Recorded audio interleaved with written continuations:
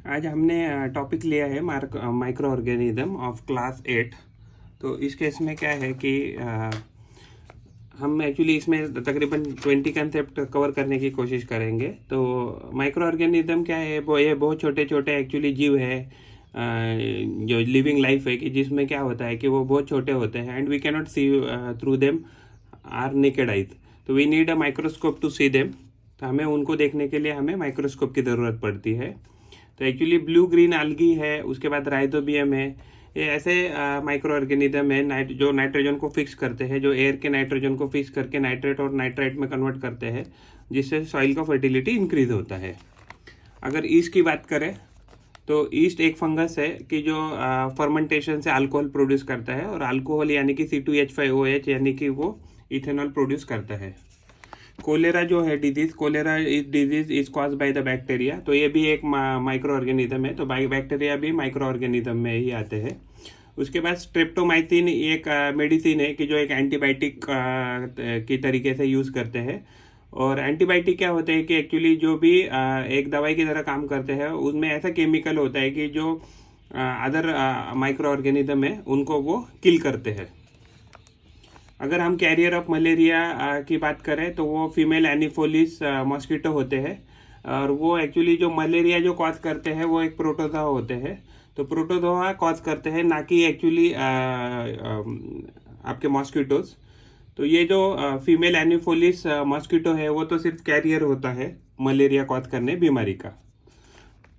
हमारे घर में अगर मान लीजिए हाउस फ्लाई है जिसको हम मक्खी बोलते हैं, तो मक्खी these are the actually most common carrier of communicable diseases in house. तो जब भी आपका घर है तो घर जितना पॉसिबल है उतना साफ होना चाहिए। और अगर आपको मक्खी दिखती है तो आपको ऐसे सब प्रोविजन करने हैं जिससे मक्खी घर में ना हो, because they are disease causing what carriers and these are very dangerous for us. And yeast cell जो होते हैं, yeast cell actually fermentation process से इडली या ब्रेड हो तो उनको एक्चुअली उनका जो भी डो है उसको राइज करते हैं। तो इडली प्रोडक्शन में, ब्रेड प्रोडक्शन में ईस्ट का बहुत ज़्यादा इस्तेमाल होता है। तो ईस्ट क्या है, एक प्रकार का फंगस है, यूनिसेल्युलर फंगस है। वो क्या करता है कि आपके फर्मेंटेशन के प्रोसेस को मदद करता है।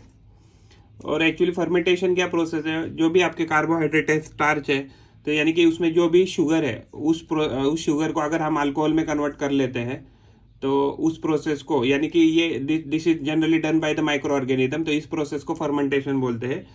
Conversion of sugar from sugar to alcohol, it is called fermentation. जो कोलेरा होता है, तो कोलेरा नाम की जो बीमारी है वो बैक्टीरिया से होती है। राइजोबियम नाम की जो माइक्रो ऑर्गेनिज्म होते हैं वो नाइट्रोजन फिक्सेशन करते हैं। लैक्टोबैसिलस का जो भी ये रहता है बैक्टीरिया, वो दूध से दही बनाने के लिए, यानी कि सेटिंग ऑफ कर्ड में इस्तेमाल किया जाता है। ईस्ट एक प्रकार का यूनिसेल्युलर फंगस है कि जो बेकिंग ऑफ ब्रेड में हम यूज़ करते हैं, इवन वाइन बनाने में भी उसका यूज़ होता है। प्रोटोजोआ एक्चुअली ये यूनिसेल्युलर स्मॉल ऑर्गेनिज्म है। तो एक्चुअली माइक्रो ऑर्गेनिज्म है कि जो मलेरिया कॉज करते हैं। और there are different types of viruses. उसमें से एक्चुअली कुछ वायरसेस है जैसे वो HIV वायरस है, वो एड्स कॉज करते हैं। जो ब्रेड मोल्ड होता है, तो ब्रेड मोल्ड जो होता है वो फंगस से अच्छा बन सकता है, जैसे ईस्ट हो गया। तो ईस्ट ये micro organism, unicellular micro organism है। तो उसके ब्रेड मोल्ड ब्रेड प्रोडक्शन में उसका इस्तेमाल करते हैं।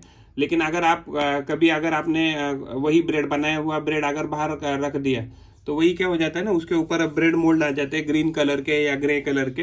तो एक्चुअली वो फंगस होते हैं, वो माइक्रो ऑर्गेनिज्म है and these are very poisonous. अगर आप किसी फूड आइटम पे अगर मान लीजिए कोई माइक्रो ऑर्गेनिज्म, खास करके फंगस वगैरह लगा है, तो आपको अवॉइड करना चाहिए, उससे आपको फूड पॉइजनिंग हो सकता है। और जो माइक्रो ऑर्गेनिज्म्स है, तो there are different types of micro organism. तो स्पेसिफिकली या मेजरली जो टाइप दिए हैं वो है बैक्टीरिया है, फंजा है, प्रोटोजोआ एंड algae है।